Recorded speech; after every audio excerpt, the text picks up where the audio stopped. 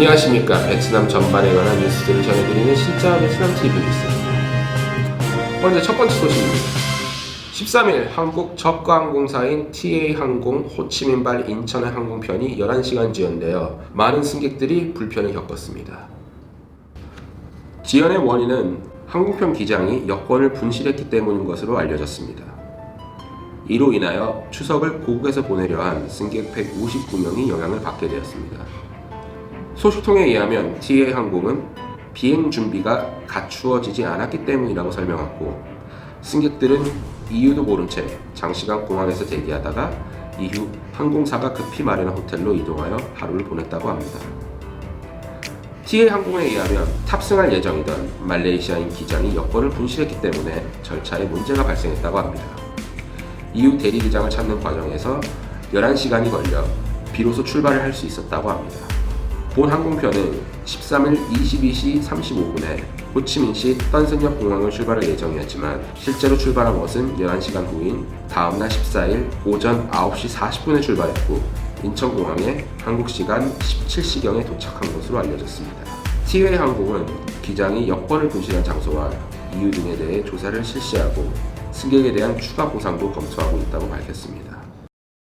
이게 회사가 잘못돼서 저가 항공사에서 관리가 소홀해서 이런 것보다는 기장이 여권 관리를 소홀히 하든지 호텔에서 연계된 여권 갱이 있었다든지 제가 볼 때는 지극히 개인적인 사유로 여권을 분실한 것으로 보이고요.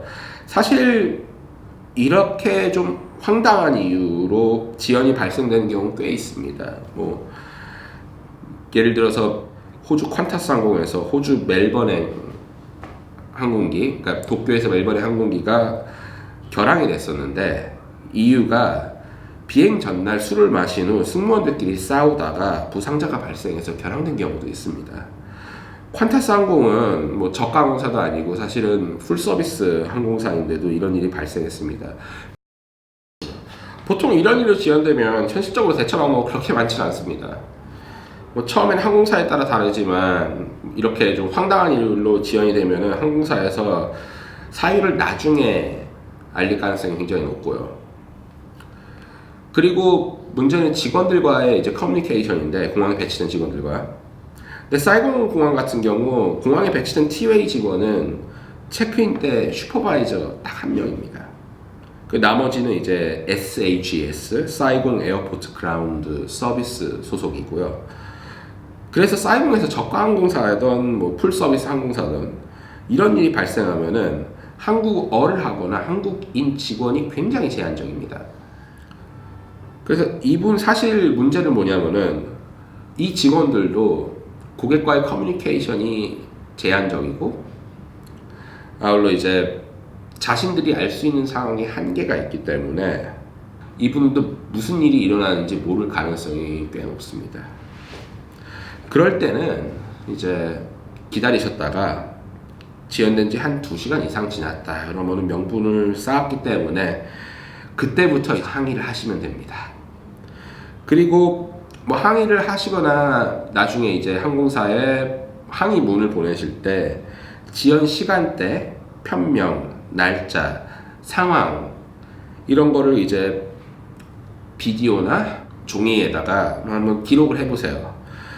기록을 하셔야지 나중에 항공사에 항의문을 보내거나 법적 다툼을 할 때 굉장히 유리해집니다. 다음 뉴스입니다. 마스터카드는 최근 아시아 태평양 지역 20대 여행지에 하노이와 호치민시를 선정했습니다. 각국 관광청의 자료를 이용하여 1일 국제 입국 및 여행 경비를 기준으로 아시아 태평양 지역 161개 도시의 관광 방문 순위를 측정하여 그 결과 하노이가 15위, 호치민시가 18위를 차지했습니다. 구체적으로 살펴보면 지난해 하노이는 480만 명의 외국인이 방문했고 1인 평균 3.8일을 보냈으며 호치민시는 410만 명이 방문하여 1인 평균 5.3일 동안 머문 것으로 조사됐습니다.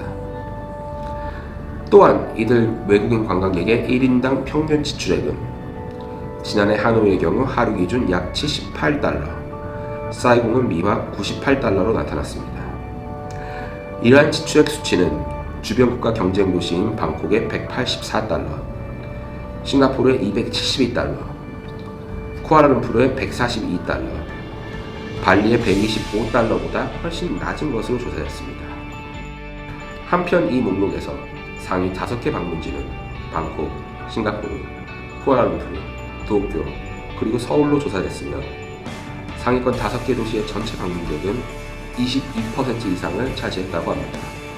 또한 국적별로는 중국 방문객은 전체의 18.2%, 한국인은 9.1%, 일본인은 6%로 조사됐습니다. 저희가 이제 이 뉴스를 전달해 드리는 이유는 베트남 관광업이 생각보다 실속이 있다거나 순탄하지 않다는 점을 이제 말씀드리고 싶었고요. 이제 통계적으로 이제 보면은 주변 국가에 비하면은 뭐 태국이나 말레이시아, 싱가포르 이런 데 비하면은 수입이 작고 예상보다 방문객이 많지만은 수입이 작기 때문에 실속 있는 관광산업의 구조가 아직 형성이 안 됐습니다. 그리고 또 하나 이제 알려드리고 싶었던 게 한국인이 관광업계에서는 꽤 큰 손입니다. 뭐 아시아 태평양 지역 전체 방문객 숫자에서 그 마스터카드 통계에서 나왔지만은 일본인보다 약 3% 더 많이 해외 방문객을 그러니까 해외로 나갑니다. 즉 우리가 생각하는 것보다는 한국인의 영향력이 이 아시아 태평양 지역 특히 이제 동남아시아 지역에서는 꽤 높은 편입니다. 이제 동남아시아 국가로 들어오는 관광객들, 그 나라마다 이제 체급이 다릅니다. 예를 들어서 베트남 같은 경우는 연간 해외 관광객 수를 1,200만 명 정도 받고, 뭐 태국은 뭐 한 3천만 명, 4천만 명 이렇게 받고, 뭐 필리핀은 4,500만 명이 들어오거든요. 이제 각국마다 다른데 라오스로 사실 들어오는 한국인 해외 관광객 중에 한국인이 가장 많습니다. 즉 라오스는 얘를 한 300만 명 정도 봤거든요. 근데 그 중에 90만 명에서 100만 명 사이인데 이 정도가 한국인 관광객입니다. 그러니까 라오스에 들어온 해외 관광객의 중 가장 많은 수는 한국인이고요. 필리핀도 마찬가지입니다. 필리핀도 연간 한 400만 명에서 500만 명 봤는데 그 중에 한 100만 명에서 150만 명 정도가 한국인입니다.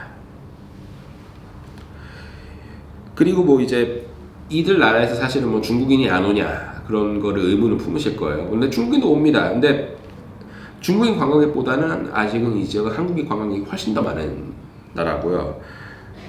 사실 한국인 관광객은 꽤 큰 손입니다. 이 동남아시아 지역에서 뭐 홍콩부터 인도네시아까지 동남아시아 국가에서는 아무리 못해도 방문객 수 톱 10 안에는 반드시 들어가는 관광객 국적이 한국인입니다. 오늘 준비한 소식은 여기까지입니다. 시청해주신 여러분 고맙습니다.